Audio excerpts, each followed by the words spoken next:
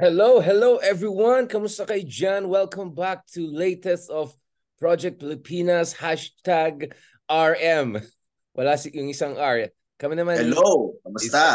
ito naman isa sa ating mga paboritong co-host. Itong vlogger extraordinaire, and as I always say, isa sa mga pinakamalaking inspiration natin sa ating vlogging career. So thank you so much again, Mark, for joining us in our own program. Kamusta mga ka-Project Pilipinas? Yeah. RM muna tayo ngayon. RM. Nag-rebranding na lang tayo. Gusto ng tao itong mga collabs. Pansin mo, Mark? Parang ganda ng mga feedbacks. Pansin ko. Ito. So, Sir Mark, ano po ang latest dyan muna sa Itbulaga? Ito munang pag-usapan natin. There's so much to discuss. SMNI, Endgame, Duterte versus De Lima. Duterte versus De 5 2.0. Pero bago lahat mga yan, Mark, Ano muna? Itbulaga. Marites muna, showbiz muna. Oo, Marites na legit Marites. Oy, big time yan. Legally speaking, malaking issue yan kasi may mga kilala tayo na involved sa issue na yan before. So they saw, kahit hindi na sila directly involved ngayon, they were super happy about, or not necessarily super happy, basta they said big development yan. For the sake of yung mga hindi update, dun sa mga back and forth between itong mga noontime giants, what was the case and how was it resolved and paano ito tugma sa expectation mo at anong implication nito? Yon. So, nung Tuesday, tama ba? Ano ba ngayon? Tama. Nung Tuesday, lumabas yung decision coming from the IPO. Okay? Kasi the whole time, ang attention ng tao nandoon sa Marikina court case. Yung sa Marikina kasi, that is for the copyright. Okay? Yung sa IPO is for the trademark. Kasi nung nagsimula yung buong gulo na to, nag-file ng request for cancellation. Minove nila to cancel yung trademark na pag-aari ng tape. Okay? So, tumagal ng mga 6 months at lumabas yung desisyon a few days ago na kinakansela yung trademark na pag-aari ng tape. Tapos, kanina, parang sinabi ng attorney nila na yung kay Joey De Leon na trademark, yun ang maa-approve. So, nung Wednesday, nag-press con sila, nag-attend ako nung press con, doon nila in-explain lahat yung mga pangyayari. And ang epekto nito ay they started using na yung Itbulaga kaagad. Before kasi, for the last 6 months, EAT lang sila, EAT. They were playing safe. Kasi if they use Itbulaga, the other side for sure will file charges, will file trademark infringement. So siguro they decided on their part na hintayin na muna yung process. They changed the name to EAT. Pero ngayong lumabas na yung kanilang trademark and it was awarded to Joey De Leon, they are now kumaga sinasabi na nila yung Itbulaga parati during the show, sa theme song. Kasi before, di ba, yung sa theme song, EAT lang. Tapos, yung mga audience, ganun din, they are Itbulagana. Pero yung name ng show, EAT pa rin. Siguro they plan to revert back to Itbulaga by January 1. Parang ganun yung plano nila. Sa panig naman ng tape, they still can appeal. Okay, pwede nilang i-appeal yung decision na to. Apat na una doon sa Bureau of Legal Affairs ng IPO, tapos yung head ng IPO, tapos Court of Appeals, tapos Supreme Court. So maraming levels pa yung pwede nilang pag-apilan, pero ang problema lang nga, as of now, wala silang trademark registration, yung side ng TVJ ang meron. So yun ang problem facing tape ngayon. Interesting. So what you're saying is come 2024 in 3 weeks time or so, magiging Itbulaga na yung nasa TV5, yung sila Joy De Leon, the original trio. And then yung GMA Network, baka sila na lang kailangan ng EAT. I mean, like, what's gonna happen? Kasi syempre, mahabang usapan yan if they're gonna appeal it. And if this is gonna go all the way to the Supreme Court, it could take years, if not a decade or so. So, anong expectation? Ano yung Marites ngayon? Inside industry Marites in terms of branding? Kasi magre-rebranding na ulit back to Itbulaga yung isa sa TV5. So, as of now, yung statement ng tape, matigas sila. Nagsalita si Paulo Contes, tas hindi nag sa TVJ, na kahit anong mangyari, we are still here. At tapos he ended by saying na kami ang this is Eat Bulaga. Kumano na siya. So nabash na naman si Paulo Contis uli because of that. Mukhang matigas sila sa ngayon. Pero we don't know how long. Tinanong yung TVJ if they are planning to magpa-file ng additional charges or additional mga sa court. Pero hindi na. So they are just going to wait doon sa copyright na case. Yun na lang yung gagamitin nila na kaso to try to stop tape from using Eat Bulaga. Kasi yung sa kasi explain ko lang din para sa mga hindi pamilyar. Yung dalawang case please. yan. Oo, dalawang case yan. IPO at saka trademark. Yes. Hindi, IPO and trademark is yon isa. One is IPO para sa trademark, the other one is Marikina para sa copyright. Okay? Yeah, so sorry. yung intellectual property, yung isa sa Intellectual Property Office, yung sa copyright, yung isa trademark. Okay, paki-explain. Trademark yung sa Intellectual Property Office. Yun yung napanalunan nila Joey De Leon kahapon ng isang araw. Yung copyright naman. And yung copyright naman sa Marikina, anong expectation? Sa Marikina, yung copyright naman para sa mga hindi familiar dun sa case, actually basta ang ganda ng strategy, explain ko later. Yung copyright, ang kinaso nila sa tape ay dahil dun sa after they resign, nag-resign sila nung kalagitnaan ng taon, di ba? The next few days, nagpalabas ng replay itong tape ng old episodes ng Eat Bulaga. So copyright infringement, yun yung sinasabi nila. Copyright infringement yung kanilang final. Dahil dun sa mga araw na yon, they showed episodes with Tito Vic and Joey nang walang pahintulot mula sa Tito Vic and Joey. Ang malaking problema kasi ng tape dito, lahat ng mga dealings with Tito Vic and Joey, walang kontrata lahat. So for the last 44 years, walang kontrata, everything was a handshake. And everything was all right for the last 44 years. Hindi ko alam yun Totally verbal agreement lahat. Verbal agreement lahat. The biggest entertainment show in the country, grabe. This is crazy, bro. Oo, siguro yung sa mga bago na. Pero pagdating kay Tito, kay Vic and Joey, lahat is verbal. So kung maayos lang sana yung papers nila, 'di ba? Baka na turn over sa kanila ni Joey yung trademark, and kasi usually ganoon 'di ba? Kapag magpo-produce ako ng show, gusto ko sa akin yung trademark. Ito turn over mo sa akin. So, yun nakalagay yun sa kontrata. Kaso wala Wala silang kahit anong contract for the last 44 years. So, kaya kumampi yung IPO kay Joey De Leon. Pero balik tayo sa copyright. So, they are suing for damages worth 21 million. Okay, dahil doon sa first suit na yon. Pero sa akin kasi, hindi yun yung main goal talaga nila Kasi pag pera, this is not about money. Kaya nila yun, 21 million peanuts yan sa kanila. Yeah. 21 million, yeah. Ang nakakabit doon sa copyright case ay yung injunction. They also filed injunction na habang tumatakbo yung mga hearings, na the other side cannot use Eat Bulaga as a title for their show.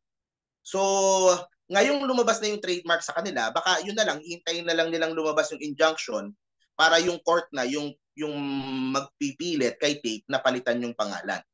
Pero either way, yung TVJ ngayon, they can just wait naman. Kasi either way naman, ang tingin ng tao, sila yung Eat Bulaga. Ang tingin ng batas, sila yung Eat Bulaga. So even if the other side uses Eat Bulaga, bahala kayo dyan.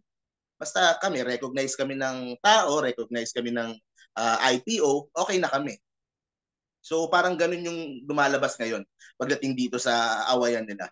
Right. So the way it looks like it, I mean, if I were to say, for me, the bigger one is really yung trademark issue. Kasi the copyright one is just punitive, for alleged infringement and copyright. And 21 million is peanuts given how big this business is. But actually, I didn't know. Ngayon ko lang nalaman, bro, na this was verbal agreement. Decade to decade, ganun ka level ng closest. Hindi ba nila na-anticipate na one day baka maging anak na yung kausap, kapatid na yung, you know what I'm saying? Like, this is parang... Kasi no one expected the show to last for 44 years. Kasi wala namang tumatagal na 30th year, medyo nag-isip sila, diba? That's why tape, that's why nag-file yung tape ng trademark 2013. Okay? Ang sinasabi ng TVJ na you filed behind our backs without us knowing. So yun yung sinasabi nila. It was done in bad faith. Paano So nila maipafile yung trademark? corporate betrayal Parang gano'n. How can they file that when they do not own that? They do not own the trademark. May mga nag-aaway na lawyers dito. Okay? Kasi merong mga lawyers na nagsasabi na pagdating daw sa trademark, dapat daw first to file. Kung ikaw yung nag-first to file, you should own the trademark. Pero meron na mga nagsasabi at yung sinabi din sa decision ng IPO, it doesn't mean na first ka nag-file na ikaw na yung may-ari. Automatic papunta sa iyo. Yeah, you have to establish na talaga. You have to establish that you created the trademark. Yung intellectual contribution. Yeah, sila Joey De Leon, na-establish nila yon. Nakwento niya yung buong storya. The Name It Bulaga, doon niya naisip sa kitchen ni Tito Soto, and kinuwento niya yung storya, bakit It, bakit Bulaga. So meron siyang mahabang story ang ganun. Ang sinasabi dun sa desisyon ng IPO, tape, hindi nila na dispute or hindi nila na kontra yung storya to prove otherwise. Kasi kung hindi mo mapatunayan, nasa iyo yung, ikaw yung gumawa ng trademark, kailangan magpakita ng papeles na merong transfer sa'yo. So yun ang pinagkaiba na yung mga current example, ABS-CBN, lahat ng shows nila kompleto sa kontrata, kompleto. So they make sure that they own all the IP. Diba? Sa ngayon, maayos na lahat yung mga papeles, ABS, GMA, TV5. So unlike nung 1979, nung una silang nagkasama-sama, wala lahat, wala yung mga ganun. Hindi nila naisip. At yun na nga yung naging problema ngayon. Yun ang nangyari pa, yung tape, na late sila ng pag-file ng sagot. Okay? Kasi yung kay Joey De Leon, tumatakbo yung kanyang registration. They were given 30 days to dispute, to appeal yung kanyang or kontrahen yung kanyang kanyang registration. They filed, I think, 4 days after. They were citing parang may mga technical stuff kung bakit na-late. Pero na-late pa rin. So hindi natanggap yung kanilang sinubmit na rason or pagkontra doon sa sinabi ni Joey. And ito yung sinasabi ko, I think yan yung brilliance ng naging strategy ng TVJ for the last 6 months. Lahat ng atensyon ay nandoon sa Marikina for the copyright case. Yes. In fact, August, I remember this very Napoleonic move yan. Medyo Napoleonic maneuver. Oo, nung August in-interview namin si Tito Soto. And this was the time na renew for 10 years yung trademark ng tape. Kasi 2013 eh. So nagpaso nung 2023 June, na-renew nila, lumabas. So they were celebrating na. Tito Soto said this during the interview. Sabi niya, sa kanila na yung trademark, basta sa amin yung copyright. He said that, and ako, tataka, why would they say that? Why would they give up on the trademark? Yun yung iniisip ko. Hindi ko sinasabi at that time, pero takang-taka talaga ako. Yun pala, the whole time, habang sinasabi niya yun, yung lawyers were working on the IPO and the trademark. And kasi yun kapag napanalo mo yung trademark, tapos na yung boxing. Diba? Like you said, yung copyright is punitive eh. So, yun yung isa sa talagang strategy nila, which worked well. And yun nga, nanalo na nga ngayon. So ngayon, they just have to defend it lang from mga appeals ng tape. Yeah, so wow, that's very interesting legal story also. No? Siguro maybe next time try natin interviewin alam mo si Attorney Star Elampara, diba? Yung interview natin. Yeah, oo. Kasi she knows a thing or two directly about mga issue na yun. Siguro we can talk about the legal part. But from what I gather here, it looks like nagbigay ng, kunyari nag-white flag na tanggap na namin yan. We lost the big fight. Let's just settle for some. Yung pala, they're still working on the big one. And the second one is, yes, one is really proprietary. The other one is really punitive, di ba? Pag panalo ka na sa trademark, kahit anong babayaran mo na lang sa mga punishment sa copyright infringement, wala na yan. Because you got the golden goose. You got the golden goose, no? So, it's a very interesting case. Aba, talagang legal reporter ka na ngayon, pare, Oo. I spent how many days? 8 days. No? 8 araw akong sa Marikina every time na lahat ng mga nag-testify. So nagsimula yan si Joey De Leon, si Tito Soto, tapos yung sa kabilang side, nag-testify si Romy Halosos Sr., si Malucho Afagar, yung mga big names dun sa kabila. So I attended yung mga hearings. I wasn't able to watch the proceedings pero na-interview ko sila before and after nung mga including yung mga abogado, si Attorney Buko and si Attorney Maggie doon sa side ng tape. Na celebrity lawyers na sila, sumikat sila dito sa sa sa case na ito. It's really the case of the year talagang. Actually, case of the century yan. I mean, from what I understand, kasi some people, na close to me na mga legal people na kinausap ko na involved pa rin sa case na yan hanggang today. They were telling me about how this is turning big na wow, this is so tatakbo ng senador na yung isa. Yeah, he is polling at number 2 parate. Just behind Erwin Tulfo, di ba? So 1 and 2 sila parate. So medyo sure na tatakbo for Senate siguro si Tito Sen. Pero may laban din yung kabila kasi top 5, top 6 naman yung isang host sa kabila, si GMA Network sa senatorial. Sino si Yorme? Si Yorme, oo. Pero yun nga, si Yorme naman is just a host. Hindi naman siya, kasi in the end, this is a battle naman of Tito Vic and Joey and the Halosos eh. So silang dalawa naman yung Si Paulo madalas nababash, pero sa akin dapat the host naman should be separate naman kasi it's not their fight. It's really the fight lang talaga nung dalawang mag-partner na yon before na nahati ng ganyan. So yan, so medyo tagilid. This is the latest na I'm hearing now. Merong mga article kasi na lumabas from the side ng tape, okay? Na ito yung mga vloggers na malapit sa kanila. So medyo tinitingnan ko din yung mga signs na tape is starting to look daw for possible names na pwede nilang ipalit. Okay? Sa Itbulaga, in case lumabas yung injunction. So they wala silang choice, they really need to change. So they are looking na at possible names na pwedeng ipalit. And at the same time, they have informed their advertisers daw, according dun sa article, na of the possible name change. And the advertisers all agreed. So ibig sabihin, walang problema sa advertisers even if they change their names. Sa GMA, wala namang problema kasi block time sila hanggang end of 2024. So kahit anong show ilagay nila doon, walang problema sa GMA. So na-corner na nila yung market na yan for 1 year. Do you have any idea what are the potential name replacements? So what we're saying is that there's more than 50% chance na EAT will be Itbulaga come January 1 or somewhere along those lines. And then yung kabila, because, well, they're appealing and all of that, but as things stand, hindi na nila pwede gamitin yung Itbulaga very soon, di ba? So what are the possible alternative names na pwede gamitin ng GMA? Let's just call it the Paolo Contis Club. Wag na si Yorme, wag na natin idamay si Yorme kasi kawawa si Yorme, bago lang siya dito eh. Ito bro, anong marites, internal marites mo? Wala pa exactly. Ang pinakamalapit ang races they use is tahanang pinakamasaya, pero parang hindi siya pasok for a name ng pero yun yung tagline nila tahanang pinakamasaya, which is parang tape, di ba? Tahanang pinakamasaya. G Sagedi yung portion ni Yorme, that's another one. And another one, yung portion nila, yung parang bulagaan dati, is EB Happy. Okay? Kaso there's a problem din doon.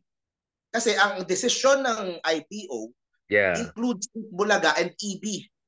And lahat ng so baka ma-trademark din, medyo lahat ng pwedeng i-derive doon. Unless papayagan sila ng TVJ na sige magpapalit kami, EB Happy na lang kami. Huwag niyo na kaming kontrahin. Unless merong ganun silang mapag-usapan siguro. Arrangement. Para matapos. Huwag na kayo mag-appeal. Eto na sa inyo, konsuelo niyo na yan para tapos na usapan. Huwag lang sana Buljakan or something like that. Bulagaan or yan, mga ganyan. Even Bulagaan is yun nga baka mapupunta na din yun sa TVJ. Kasi masyado siyang malapit. Get that from Bulaga. So, meron ding report kanina na baka by January 1, they will have a new logo. Bulaga sa TV5 will have a new logo. Tapos, yung theme song, babaguhin na. Aalisin na yung EAP. I-retire na yung EAP and it will just be Itbulaga.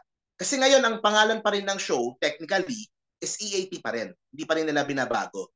Pero during the show, they mention na parati Itbulaga. Pero yung pinaka-title si ET, baka by January 1, they will go full Itbulaga. Kung gusto niyo magkaso, yung ang problema, wala ding makakaso yung tape kasi trademark infringement, you don't own a trademark. So may mga ganun eh. So hindi ko sure kung paano i-manage yun ng tape if ever they Bro, decide may na suggestion dito, why not ano na lang para lahat na lang awayin nila. It's Showtime, EAT. It Showtime para lahat na lang awayin na nila yan, bardagulan. o kaya sila na lang yung mag-EAT. Magpalit sila. Yung EAT sa GMA7, yung sa ano yung ano. Pero it would be a completely different name. Pero ang sinasabi ko din nga, it would be advantageous din naman to the haluskos and to tape. Kung magpalit kasi sila ng name, una, mababawasan yung galit ng mga tao. So maybe we can start with the healing. Pangalawa, yung sa mga artista na ayaw mag-guess dahil Itbulaga yung pangalan ng ano. Kasi marami yan. Like, example, Alvin Richards, Michael V. Mga some of the biggest names sa GMA7 ang hindi nag-guest doon sa tape na show out of respect sa Tito Vic and Joey. So, kung magpalit sila ng totally different na name, pwede na sila ma-host. Pwede na, okay na yon, di ba? It's different na. That's a good. I didn't know that. So there was a parang boycott pala Abre de Honor, something like that, no? Parang may boycott out of sense of honor yung mga ibang bigatin sa GMA network because of, you know, yung kanilang historical ties.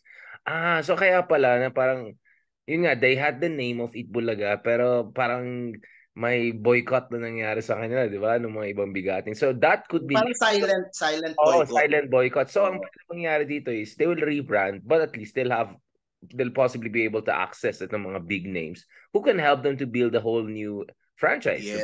Diba? Yeah. Which is yun naman talaga yung sinasuggest in the first place. Kaso humaba tayo ng ganito. Pero yun nga, yun actually ang laking issue niyan kasi for example, last week, nag-guest sa tape Itbulaga sa GMA si Rochelle Pangilinan ng Sex Bomb. So yun lang, nag-guest lang yung isang sex bomb. Yung mga sex bomb people. Hindi, they were ano yan eh, parang iconic part yan ng Itbulaga sabagay. Rochelle was the leader of Sex Bomb Dancer. So ang laking issue din yan. Pinag-usapan din, merong ilang nang babash, ganun, pataas and pababa. so parang ganun, parang if you mag-appear ka dyan sa show ng tape, parang you are betraying. May mga ganun nagsasabi. Konti lang naman nung last week, pero it's always an issue. So hopefully, pag nagpalit ng pangalan, wala na yung ganung issue. And they would... I like that. So parang essentially, it's gonna be a new era, but not necessarily zero sum in a sense na one side panalo and then talo yung kabila. No, kabila will have a new start. No, fresh start. Good reset for original OG Itbulaga and then fresh start na sa kabila. Kasi may stigma yan eh. Siyempre, alam natin, Pilipinas din yan. Siguro kung sa Amerika, iba yung kultura nila. Sa Pilipinas, kahit out of respect lang, not even the legal argument, which now has been settled, parang ayaw mo naman i-deny yung tatlo na yan, diba? I mean, I'm not a fan necessarily of Joey De Leon and this kind of people, but in fairness sa kanila, talagang this is their life passion eh, diba? Parang baby na nila ito eh, diba? So, ibang usapan yun. So, I understand bakit yung mga iba na sa industriya, they had to put that silent kind of boycott on this. Last point, bro, before we go naman dun sa isa pang interesting development, SMNI naman, from Itbulaga to SMNI, isa rin yan, diba? Just a question. I hope I'm not gonna put you in the spot. I mean, you're close to people on both sides of this. How do you navigate that, to put it nicely? Nung simula, ang hirap. From the start, ang hirap talaga. I started covering this issue, Feb, nung there were parang maliit na talks pa lang about doon sa gulo. Sumabog yung issue end of May. Tama ba? End of May. Bumalik, end of May, tama. Nung sumabog yung issue, nag-resign yung Tito Vic and Joey. At that time, kakampi na ako sa Tito Vic and Joey. So, I have taken their side na. Oo. Hindi, most of the people naman sa TVJ yung nag-side. Even then, gets na natin eh. Oo eh. Siyempre sentimental eh. Sila yung napapanood mo eh. A week later, sumama si Yorme sa GMA7. So, nandun yung ano talaga. Naalala ko yan. Oo, kasi nandun yung... Lake ka, di ba? Oo, medyo conflict talaga. Sorry if I'm spilling some beans, but I'm just trying to tell people, si Mark Gamboa is not just maritesing this. He has been invested in this issue. He's been following this like an investigative journalist, if I can even put it that way. So this is me, bro, showing my respect dun sa legwork na ginawa mo sa issue na yan. Kaya maraming salamat sa'yo kasi for me, ikaw yung number one authority aside from the lawyers involved in this na nakausap ko. So maybe next time we can talk also to some legal people advice. But I really appreciate this one, bro. Any... Tapusin ko lang. So ang ginawa ko na lang, hiniwalay ko na lang. Kapag politics, isko pa rin ako. Kapag noontime show, TVJ. So, ganun ko na lang. Merong mga ibang nagagalit, merong mga ibang di makaintindi, pero understandable na yun. Para clear lang. Kasi either way, mukha akong balimbing eh. Kasi if I was with TVJ, tapos Yorme joined in, sasama ako kay Yorme, mukha akong balimbing. If I don't support Yorme doon, nagstay ako with TVJ. Diba? So, doon na lang sa pinaniniwalaan ko. And yun naman, what I say naman dito sa TVJ is yung personal na belief ko doon sa what is happening doon sa... In fairness, bro, I mean, I could see your personal conviction on this issue, no? And the fact that honest and transparent ka also about, you know, potential conflict of feelings, not necessarily interest, but feelings about this. But you never know, bro. You are already friends with 2 upcoming senators in 2025 as things stand. And for sure, I will campaign for both of them sa upcoming elections if they decide to run or for senator or for local, we can't say eh. So may mga narinig ako. May marites ka na. So na lang natin pag-usapan.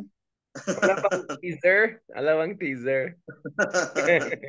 Sige, bro. Thank you so much. I really enjoyed this one and yun nga. So yeah, I think this sets the tone for another very interesting and in-depth discussion. Thank you very much, Mark Gamboa. Thank you.